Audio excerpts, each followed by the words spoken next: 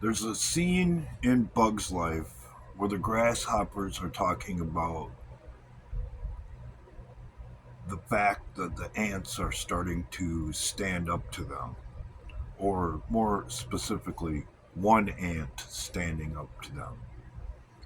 And the leader of the grasshoppers is trying to tell his crew that this isn't a good thing, and if one will do it, eventually they might all do it. That's what you're looking at. The system of control has been in place since you got here, since your parents got here, since your grandparents got here, since your great great grandparents got here, and so forth and so on. You have been born into a deception, and that deception is based on control of every aspect of your life. And for the most part, and this is the part that really sucks, that people don't really wrap their heads around, the illusion of freedom. You know what you're free to do? Operate within their system. But when you see it, stand up and point it out, there goes your freedom. And overall, should it ever come down to a mass awakening, and that's quite literally what you have been witnessing, that's when they start to panic because it threatens their way of life. The concept of DEI, diversity, equity, and inclusion, has nothing to do with furthering culture. It has to do with dividing, and in the end, along with all the other stupid things that they've introduced as popular culture, are all to undermine it, to bring the control system back into order, at least wise as they see it. Well, now you're saying to yourself, well, that would be a huge undertaking, and there would be a massive organization or push to be able to do something like that.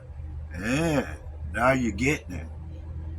Do something you're not supposed to be doing, and you are susceptible to somebody's outside control. And if whatever it is you've done is bad enough or offensive enough to other people, you'll dance like a puppet on a string. You'll say whatever you're told. A lot of people think this all revolves around money, and it's a big part of it, but it ain't all of it. It has to do with all of the things that most of us would never do, but some people would. And it's those people that are put into positions of power because they got them by the balls, and they'll do whatever they say for them to do. Oh, well, it all sounds so unbelievable and far fetched. You know what? That's the whole freaking point.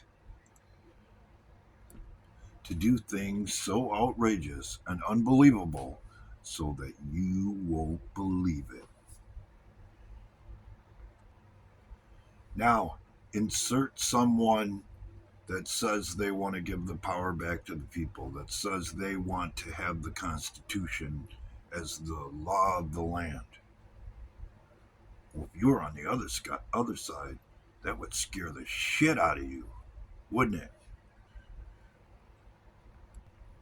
And you would do anything and you would say anything to ensure that your power structure stayed intact if somebody came along like that.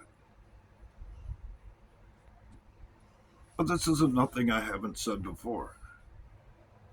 But mark my words, before too long, it's going to be rubbed right into your face. And even all of the examples set and people like me who have come along and say, hey, look at this, look at this, look at this. You're going to still probably use what's called cognitive dissonance to say, no, that's impossible. That couldn't be happening. That's why, according to the ancient tablets and scrolls, we repeat this cycle again and again and again and again because people aren't willing to admit to what's right in front of their freaking faces.